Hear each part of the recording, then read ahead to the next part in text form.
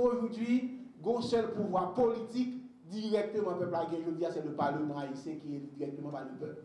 Le président privé, son pouvoir, je vous dis, pas de pouvoir exécutif ou autorité exécutive. Donc, puisque son autorité exécutive, ça dit qu'il n'est pas capable de faire tout ça possible pour mettre le pouvoir dehors. Donc, c'est le peuple, à travers le Parlement, qui a décidé. Donc, pas qu'à gagner vacances au Parlement. Vacances, c'est vrai qu'il y a une situation normale, de cas comprendre ça, mais en situation exceptionnelle, des mesures exceptionnelles, pas qu'à gagner vacances de l'État. Pour qui ça? Parce que c'est le Parlement. Si nous avons vacances, le président privé plan d'affaires là, ce n'est pas qu'il est parlementaire retourné. Parce qu'il a contrôlé une bonne partie dans le niveau 10 qui est dans le scénario avec lui, en partie là-dedans, pour ne pas faire Jean Gorom, pour permettre la Chambre des députés à retourner. Donc, si je vois ça, son choix l'a fait, d'ailleurs, dans quel moment pour la des commissions, réunir sa famille politique à travers une commission de persécution électorale pour craser l'élection. Donc, sur ce point, nous-mêmes, dans le PHTK, nous disons congé sur le timing. Le président fait presque un mois pour le nommer Premier ministre, alors qu'il n'a pas été élu. Il était nommé membre du conseil électoral, il prend un paquet de temps pour le faire, alors qu'il a fait avec le président, alors le Premier ministre a pris pour le mettre le conseil électoral là, il n'a pas fait. Il prend un paquet de temps, il a 24 mars pour le publier un arrêté convoquant le conseil commission pour faire élection, il n'a pas fait. Il prend un paquet de temps, alors même le pas respecter date là, au moins 14. Date ça, son date butoir pour le respecter, pour te permettre l'élection qui est faite le 24 avril, il pas fait. 14 mai, il y a le président mettre en commission, Papa Bemba, pour aller faire persécution électorale, pour annuler l'élection, pour le arrêter. Entre-temps, la profiter pendant le Parlement par les vacances, pour libérer les résultats des commissions, pour rendre le Parlement dysfonctionnel. À ce moment-là, le président privé, à travers le monde, il commence à rencontrer dans le Parlement national, le monde ne pas le ballon légitimité, il a pour 2 ans. C'est le plan, nous dénonçons dans le PHTK, nous dit 14 mai, il y a une branche du Parlement a constaté la fin du mandat du président privé, ça c'est très important. Il y a une branche, soit le Sénat de la République au niveau ou la Chambre des députés, a constaté la fin du mandat du président privé. Comme on a constaté la fin du mandat du président Matéli le 7 février. Donc, le 14 mai, a constaté la fin du mandat du président privé. Ensuite, je pense qu'on y a fin constaté, après, deuxième phase là, pour aller l'activation de l'article 148 et 149 de la Constitution.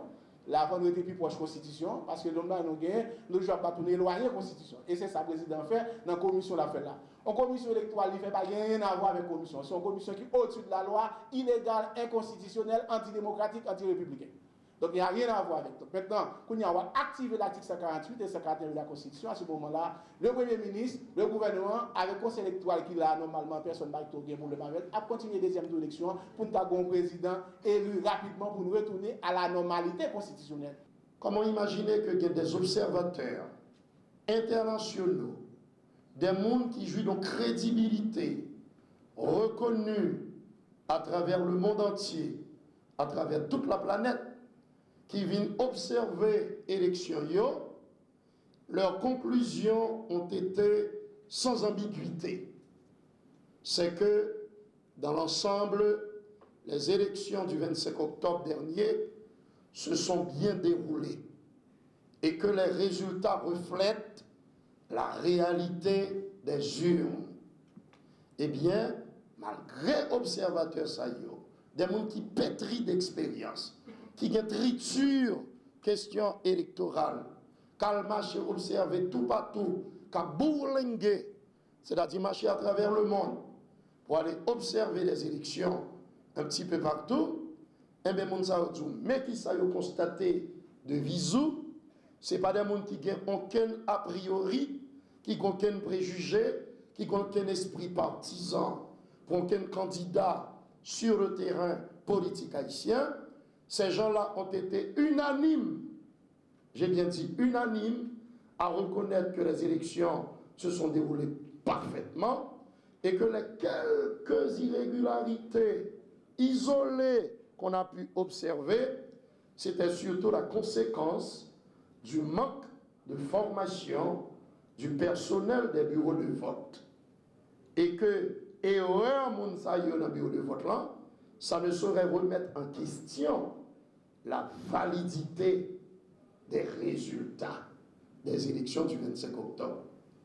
Eh bien, nous constatons que, je ne dis pas, M. Privé persiste et signe, comme il gagne le temps devant, que le continuer, mais dans insistance, pour essayer de noyer accord 5 février, hein, c'est lui qui va le noyer. Mais si c'était sous ça, dans l'insistance pour le noyer accord 5 février, hein, il va finir par se noyer, par se faire harakiri. Ça, c'est l'autre aspect. Je vais rappeler pour les amis, pour la population, nos compatriotes qui nous regardent et nous écoutent, que les tribunaux électoraux, et en particulier le PCEN, c'est l'ultime instance qui est prévue dans le décret électoral là et dans la Constitution hein, pour capable trancher sur les contentieux électoraux. Pas aucune suprastructure qui a sorti de fantasme, on sait de monde qui obsédé pour qu'il y ait pouvoir, qui a supplanté, qui a venu après, qui a plus d'autorité que BCEN. Son façon pour nous capable de réitérer la position du PHTK, côté que nous dit cette commission de falsification, ce machin qui est appelé de toute façon à se désarticuler, ça ne nous intéresse pas, ça ne nous concerne pas, ça ne nous engage pas au niveau du PHTK.